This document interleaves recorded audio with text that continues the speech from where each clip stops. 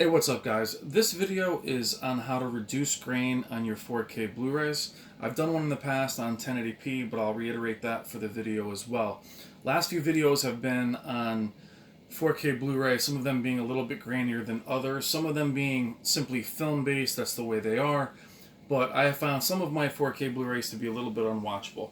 Now, I apologize to any of you that feel that I was ranting in the last couple of videos. I don't really feel that I was going off on a tangent, just more of the fact that I think the marketing is just a little bit deceiving is all, just in terms of clarity.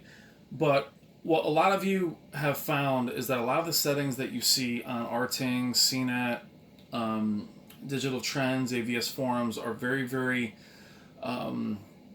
low in terms of turning off all your favorite features, things you like to have on.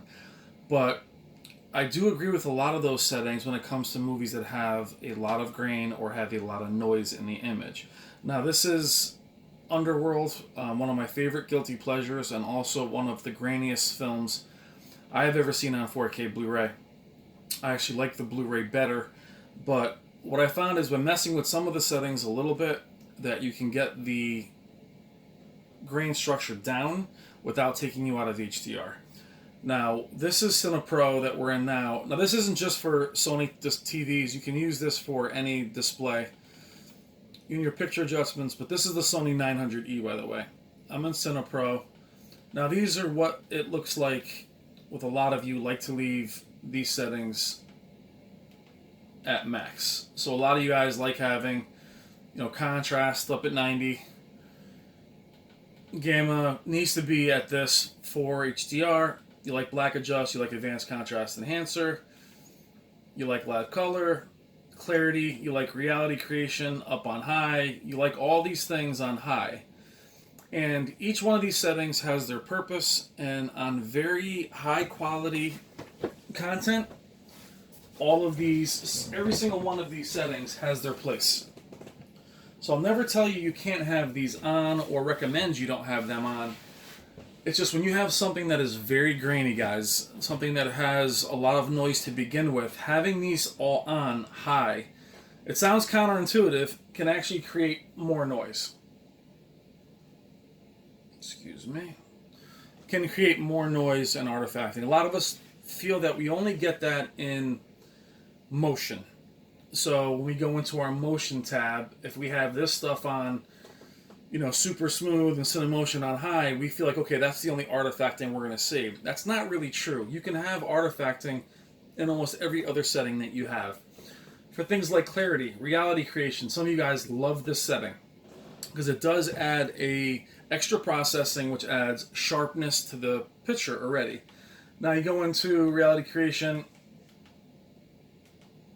it says, in the definition is for lower quality images to turn this on. So a lot of you guys are tempted to go in here and turn this way up. Now, all I have found this to do is it can help some lower quality games, some lower quality films, but the higher I see this, the more grain and the more noise I see. So, and also keep in mind that for each one of these picture settings, these already, whether it's Samsung, LG, OLEDs, whatever, the presets have their own specific peak brightness, which is why some of them are off the charts bright. So you have to be careful of that. But toy around with these settings. What you don't want to do, and especially in Sony, is you do not want to adjust your brightness, your gamma, or your extended dynamic range. Those need to be on max to keep you in HDR. So what settings can we change to get rid of some of this grain? Now, these aren't my settings for this preset, but like I said before, a lot of you guys, when you have these super bright displays, especially if your display is not bright, you do want these things to be on high. Now, I don't dislike any of these settings. They're useful, like I said, in your own right, especially in animation. I love animation mode on this display. The Samsungs, they have that really sharp image. And if you have maybe an OLED that's a little bit dim, you're tempted to pump this stuff up. If the content can handle it, if it's filmed digitally, go to town. Max all this stuff up. But what I found with this movie today is I was messing around with it on CinePro, is going to custom really reduces a lot of the grain. Now, I don't know if this is correct or not. I don't claim to be a calibrator. I'm just like you guys, spending way too much time on these displays.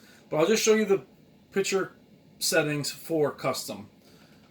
And this doesn't matter. You can put it on any one. But brightness, I lower the contrast from 100 to 90.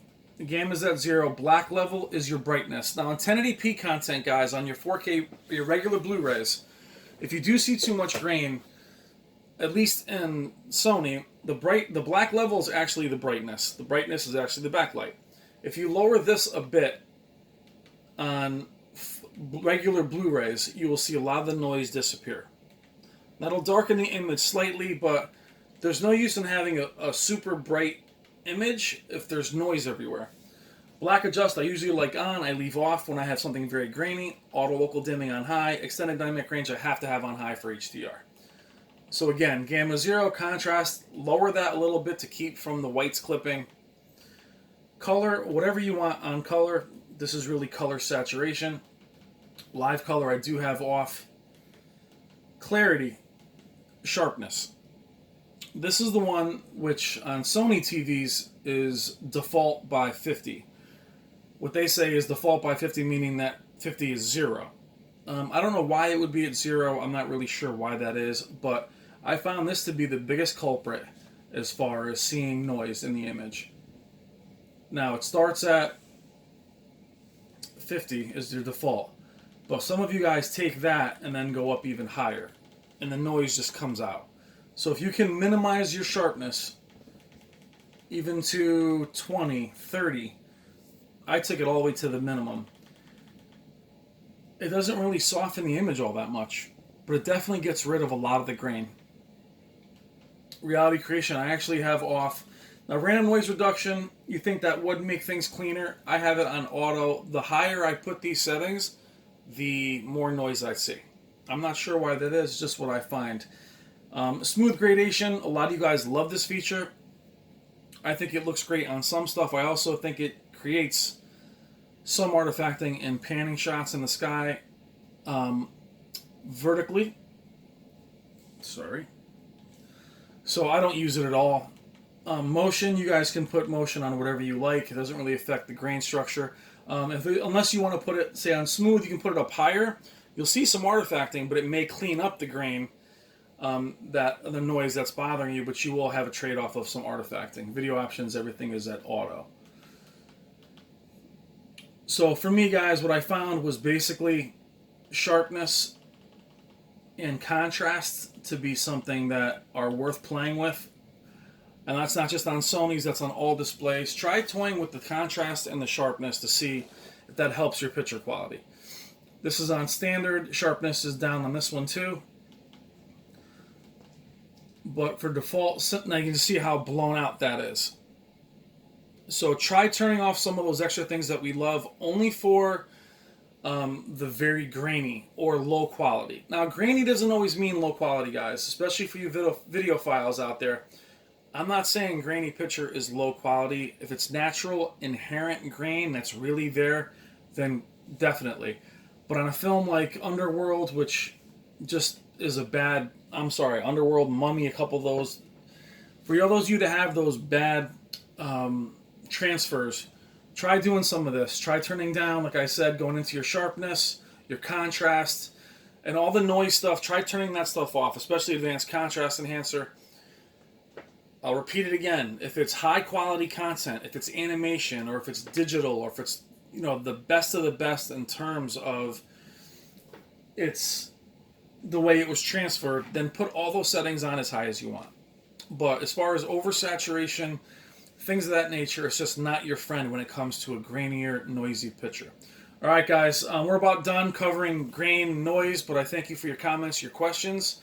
Thank you for keeping it positive and for being very friendly. And also thank you to everybody out there in the comments that helps everybody else.